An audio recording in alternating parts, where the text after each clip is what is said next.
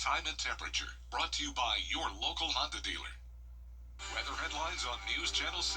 Brought to you by Southpaw Roofing.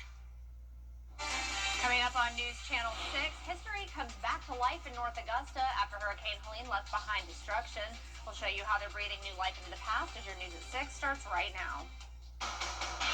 Live from Television Park, this is WJBF News Channel 6 at 6. Well, good Sunday evening to you. I'm Kim Vickers. Thank you so much for joining us. Our coverage you can count on begins with North Augusta's Living History Park bringing the 1700s back to life after Hurricane Helene's damage last year. Francis Floresca has more. Step back in time to enjoy reenactments, stories, and food. Families are now being welcomed back to celebrate the colonial days of the CSRA. While events were held during the Christmas season last year and the 4th of July, destruction from the storm has meant that much of the Living Historic Park in North Augusta has remained closed. Now, more than 1 year after the storm, the park hosted its 2-day Colonial Times event. A beautiful barn, which was built from reconstructed materials that are hundreds of years old, still has a 30 by 20 foot hole in the roof. So we have not recovered. But the road that you're standing on essentially was not passable to get in the park. And we had so many trees that were down and so many widowmakers out there that we couldn't allow people to come into the park. That's because trees covered those roads. Bob Kaltenbach says it took months to cut them down, including trees that were around for at least 100 years. In addition to the storm damage, the park faced a tragic loss of its founder, Lynn Thompson, who died on the 4th of July this year. About the time she passed away, they set off the fireworks down at the ballpark. Oh, it makes me want to cry. I said, well, it's a proper send-off. She was the one constant for the park. And there were a lot of folks that came and stayed a while and left, but she was the constant.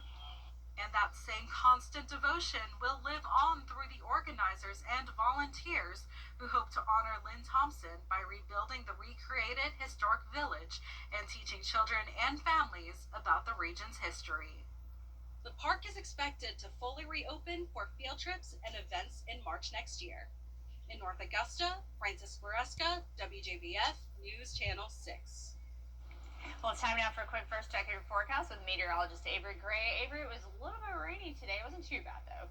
Yeah, and we're going to continue to dry up as we head into the later portion of this evening and into this week as well. And so right now you're taking a look at our Terry Lambert Hyundai Skyview Cam over Television Park, where you can see just a few of those clouds just still blanketing the sky. But overall, rain chances are done for today. Live Viper 6 radar, you can see completely clear. A stray shower down near Swainsboro and Wrightsville, but of course, we're going to remain dry as we head into this week. Temperatures 73 in Augusta, 73 in Sparta, as well as overall those low 70s across the board. And we are still in that lake wind advisory, and that's going to stay into effect until 8 a.m.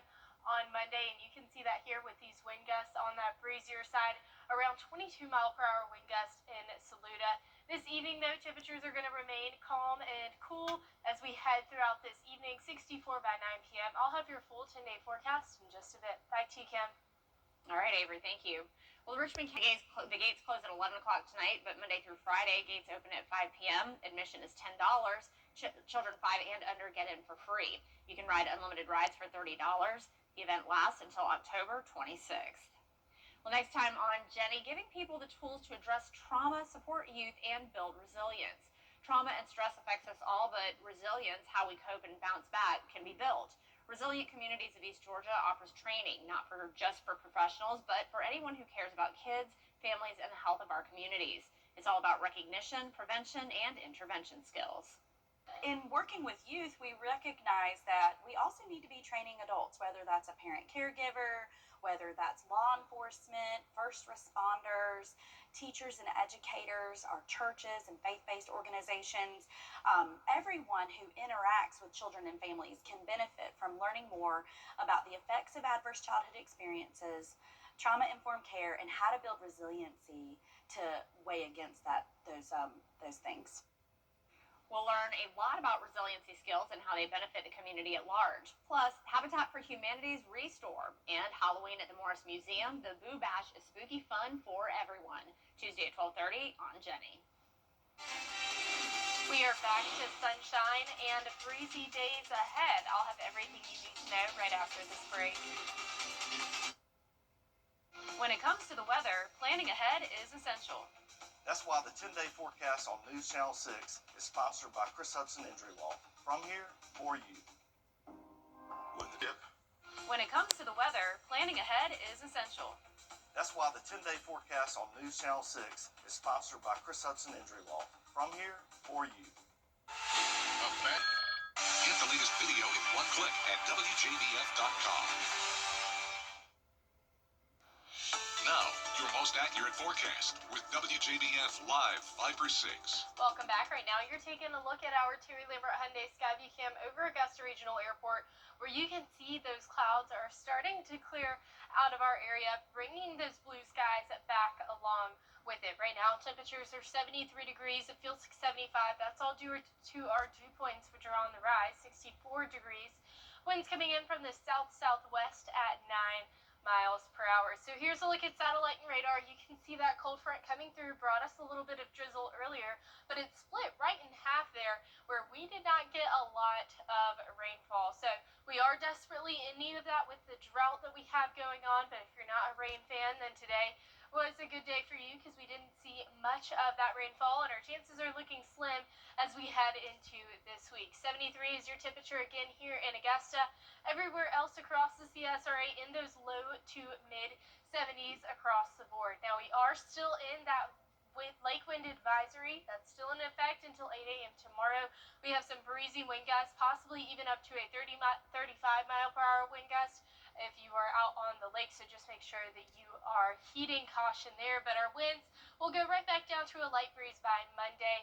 Another day for a nice breezy day will be Wednesday with a 20 mile per hour wind gust there. But here's a look at water vapor, and you can see that that cold front is coming through. It brought us plenty of moisture into our atmosphere and our environment here in the CSRA, but dry air is on the backside of it, and that is bringing us some beautiful dew point temperatures. 36 possibly for Monday, possibly in those low 40s to upper 30s on Monday. Going to be a beautiful day, and you can see below 50 is beyond pleasant for us here. So beautiful fall-like days ahead as we head into this week. And because of that dry air, we're not going to see much chance for rain as we head into this work week, even through Friday.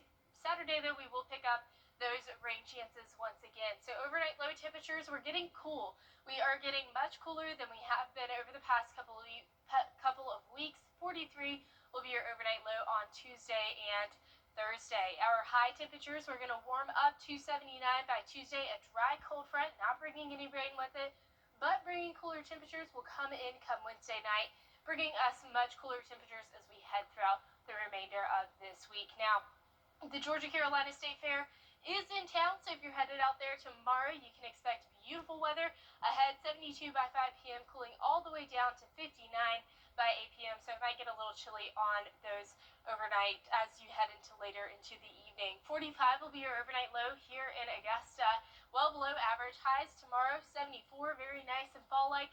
And here is a look at that 10-day forecast. Overall, you can expect beautiful temperatures, and that's going to continue a little bit on that warmer side. You could say 1 degree above average come Tuesday. Next chance for rain isn't going to be until Saturday. Looks like heaven this week. It really does. All right, Avery, thank you. Well, coming up, the world-famous Louvre Museum, which usually has thousands of visitors every weekend, was evacuated and remains closed for an investigation. We'll have the details up next.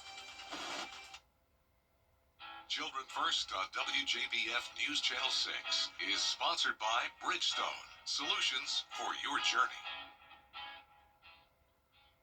Insurance company. Coming up, major news from the college football world that will have a big impact on Georgia's next game. Sports is next. Coming up, trick-or-treating isn't just for kids. In Michigan, some dogs got their turn. We'll take a look when we come back.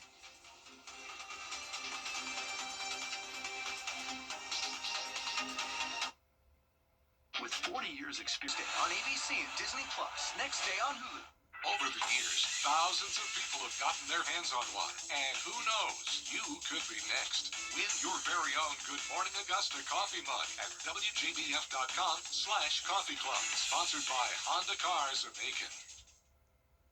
Well, this is to you parents of all those fur babies. In Lansing, Michigan, costume canines walked the streets of the capital's Old Town Arts District in an event called Howloween. Instead of candy, businesses gave the dogs pet-friendly treats and a pat on the head. Pet owners got creative with the costumes. Howloween, I love that, Howloween is so popular, organizers have to cap it at 200 dogs. That is really cool. We should do something like that around here. No, I would go to that just to pet the puppies. They're just cute. Oh my goodness. So sweet. Dress them up as a Tom Brady. I'm down. All right. Well, former supermodel Tyra Banks has a mind-blowing new creation. If you've ever wanted your ice cream cone hot instead of cold, you're in luck. Banks now has her own ice cream shop down under in Australia. She says she's created the perfect hot ice cream texture. Now she does plan to bring it to the States in New York City this winter.